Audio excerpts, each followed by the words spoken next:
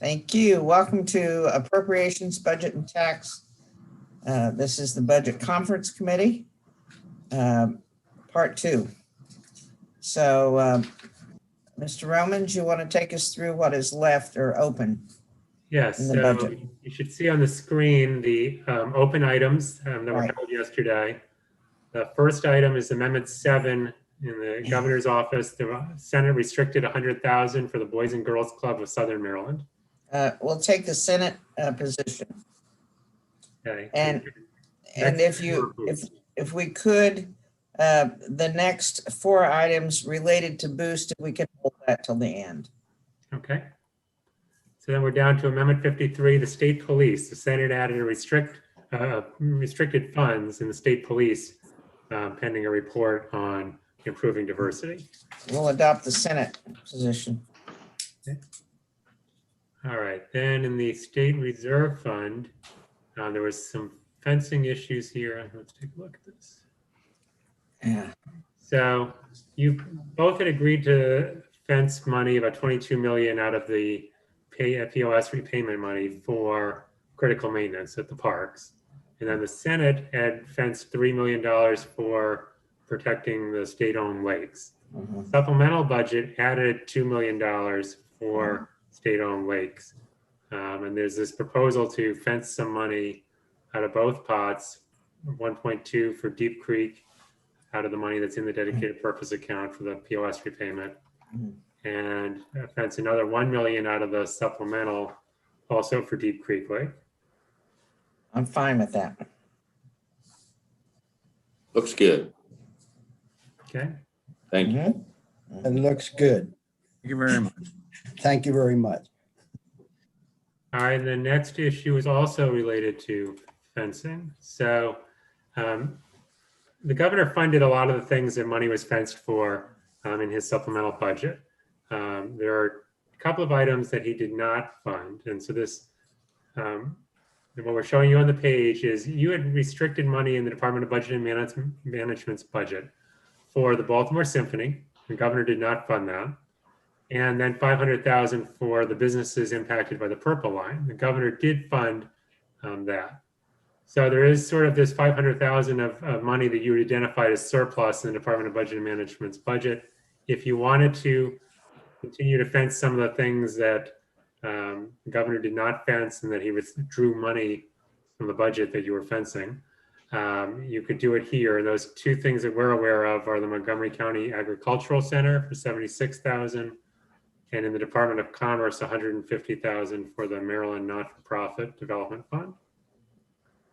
Whether you want to fence the money. I would move that we adopt this page, and of course, I'm going to say this for all of us to remember that by adopting this and fencing these items, ultimately it's the governor who will decide whether or not these items are paid for or released. Yep. And that's the risk we take.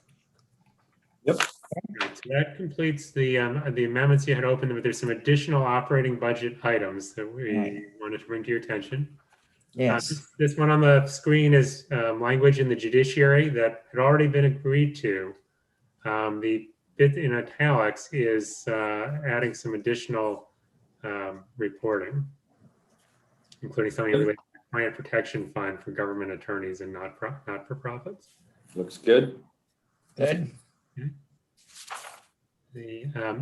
Before we move on from judiciary, were there any other judiciary-related items that you wanted to discuss?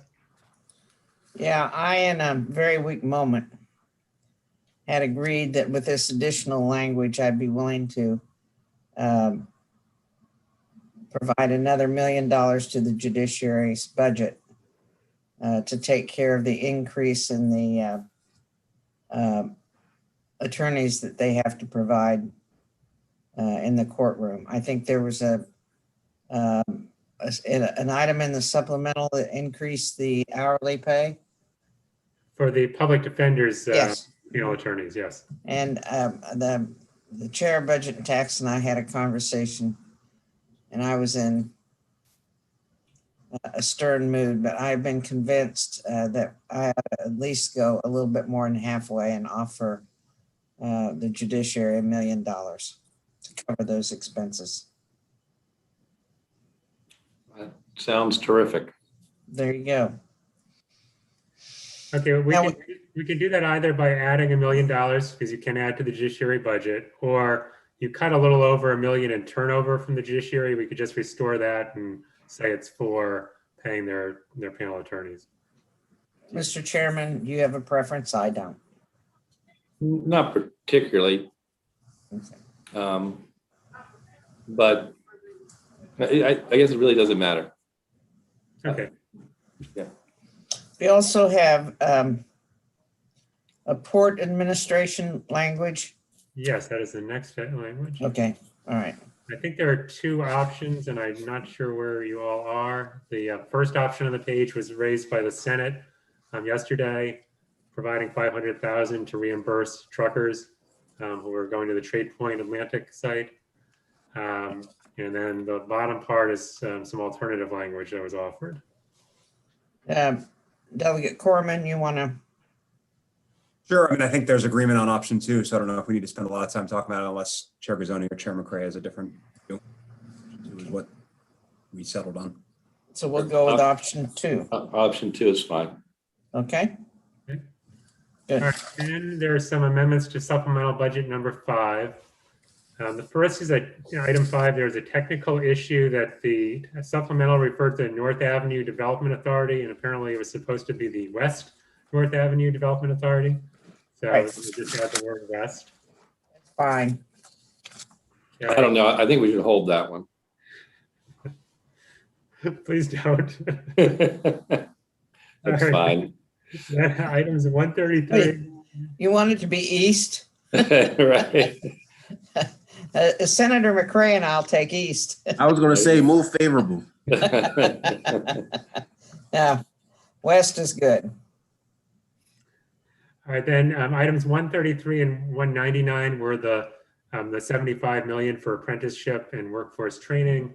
And this just adds some language about how the money should be distributed, sends it through the local workforce development boards, using the same formula that was used in the Relief Act, and which is a federal formula. Very good. I agree to that. Thank you. Thank you. All right, then item 188. This is the state center money to help relocate state employees. The item does mention that they would be in Baltimore City. This just says the money can only be used to relocate the folks within Baltimore City. Good move. Good move. Good move. Mhm. All right, and then the last item on this page relates to the broadband funding. There are bills moving in the House and Senate related to creating an office. One, I think the Senate calls it the Office of Digital Inclusion. The House calls it the Office of Statewide Broadband. Assuming that can be worked out, I presume one or both bills will pass. And the idea is that whichever office is created would then be in charge of the broadband, managing the broadband initiative. Very good. Yep. Mhm. Okay, as far as I know, that is all of your items except for boost in the operating budget. We also have a couple of items in the FERFA. Did you want to go back to boost now, or do you want to move? Let's go to boost now. Go ahead, so we can finish that up. That's items 31, 32, 45, and 46. So on Yeah. item 4, I'm sorry, Madam Chair. No, go ahead. Senator Rosapep? Yeah, I was going to say on item 46, I proposed $10 million. That would fully fund boost Can't hear you. that the governor proposed. All right. So here's where the House appropriations leadership is on. And I spoke almost all of them, but certainly the majority of them. We have now, I guess, for 2, maybe 3 years running, tried to phase out boost, at least for 2 years running, in a responsible way, not kicking anyone out of the program that's currently there, and certainly recognizing the value of families being able to send siblings to the same school. So it phase out over 12 years. Every year we get to this juncture, every year the Senate has a significant difference, and every year we have either compromised or agreed to the Senate position. Because frankly, the governor and our conversations, our bipartisanship discussion about the budget and our wishes to, get broadband and HVAC and, training and all the things that we wanted done, signified that this is an important program to him to continue. We will do that, and we will actually take Senator Rosa Pepp's suggestion at 10 million. But I do want to say, and I will stop and turn it over then to the chair of the Education Subcommittee. We are very concerned on the House side about two, not one, two, court cases that have made their way to the Supreme Court. One from Delaware and one from Maryland, that if the states do not prevail, in other words, if our state does not prevail, we will be asked to, not only in this program, but in other programs where we give computer money and, capital improvement money and so on and so forth to private schools, we will be asked to, in some cases, discriminate. And if we are told that we must use state money to discriminate, I will tell you the House is very firm that we will just not continue funding this program or programs like it. And with that, I'll turn it over to Chair Barnes. I mean, Madam Chair, I think you said it all from the House position. There's times, to stand on principle, and there's times for pragmatism in this business. And the work that you, Madam Chair, you, Chair Gazzoni, the Speaker, the President of the Senate did, for $3 million extra in boost, we're getting the $450 million backfill of the blueprint, $80 million in healthy schools, the broadband program that Chair Gazzone has worked so hard on. It's clearly a time, especially with our anti-discrimination language, to be pragmatic. That said, to the chair's point, the day the Supreme Court or any court strikes down the anti-discrimination language, I think will be a time, at least for us, and I think actually for our Senate colleagues as well, would be a time in principle. So with that, certainly pragmatism is where we are today. Thank you very much. Thank you. Very good. Okay, I think you've completed the operating budget. Now we need to work through the BRFA items. And Tanya is going to talk you through these. Okay. Yeah, so the first item is 22 APP Alt, which is about the transfer tax repayment schedule. You both had agreed to this, which increased the funding for the repayment to critical maintenance, but based on the action you took in the dedicated purpose account, you would want to conform this amendment to what you did there. Okay, good. Yep. Okay, so item 302, APP additional provided revenues from certain raffles be deposited in the Michael Aaron Bush Sports Fund. You both agreed on this item, but there's a additional page on this, and the change is in the highlighted section, which kind of specifies a location for the use of some of the other raffle benefit. And we're okay with that? Very good. And I think there's some interest also in having a sunset provision for both this portion and the original provision to 3 years. That's fine. Yes. Okay. So the last item that you held yesterday was an authorization of a transfer of $5 million from the Maryland National Capital Park and Planning Commission to the general fund. It's a house position. So you both had agreed to $5 million, but we understood there was some interest in potentially modifying that amount.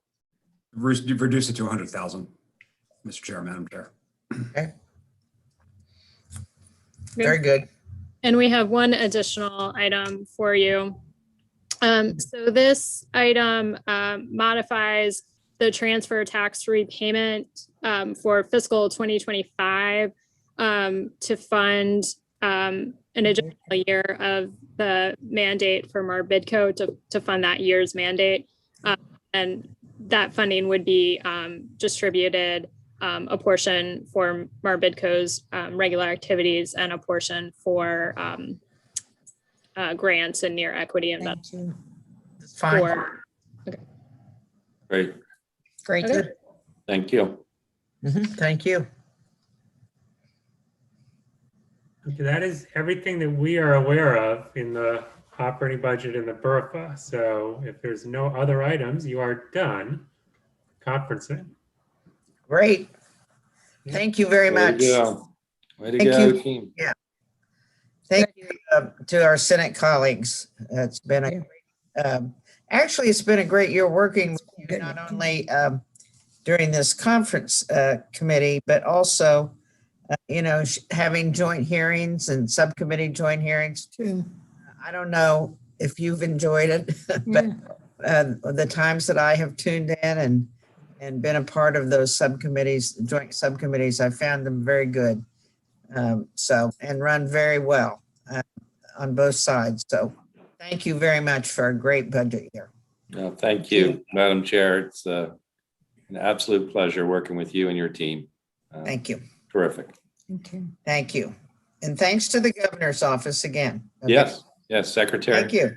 Yep. Yeah, thank you for the work you did with us. And, I really feel like we've walked out here with a great 1-2 year budget that we can be very, so thank you. And Have a and great I want day. to thank you all because I tell you, it's been a Herculean lift with the size of the, not just the number, but the size of these supplementals and then the language that we have to deal with, and certainly an awful lot of unknowns. And we appreciate, some of the accommodations that you're making for us so that we can be Sure. reactive in what we need to be. So. Sure. Much appreciated. Thank you. Very good. Have a good evening on the floor, okay? Yeah, you too. Do good work, all right? We will. You too. Thank you.